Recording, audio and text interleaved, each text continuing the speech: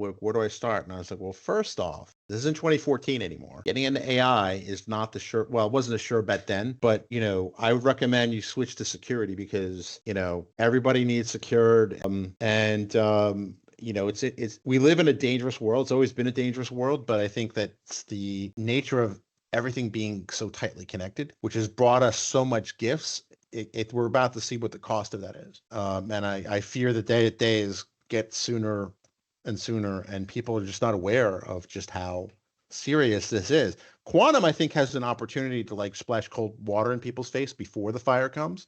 I think, one would hope, but I also think that, we take a lot of this because it's so invisible. We take a lot of this for granted. There's a lot of trust in these zero trust strategies that you have to have, right?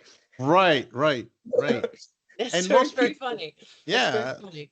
it's an interesting space. My wife is in this field, so it's like, I think I shared with you on the pre-call, like, hey, like I was telling her all about when ChatGPT came out, like, oh, you take all this data, you train it, you vectorize, you do all this, and then she just turned to me and said, but isn't that all the training data becomes one big attack surface? And I was like, well, yeah. And when I said that, to a lot of other AI people, they looked at me like I had a tinfoil hat, like the meme of like the guy from It's Always Sunny in Philadelphia.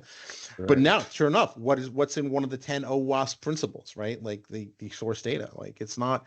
Plus, I also tend to think that these systems are so complex, have so many parameters, and they create these kind of latent spaces that we really don't know what's really in there, right? Exactly. And we may never really know what's really in there because if you think of them as machines, they're not really machines, but I mean, if you think of them in mechanical terms, there's so many hidden parts, right? This is like you open up the hood and it's not just one engine and one set of car parts. I mean, it's trillions of car parts, right?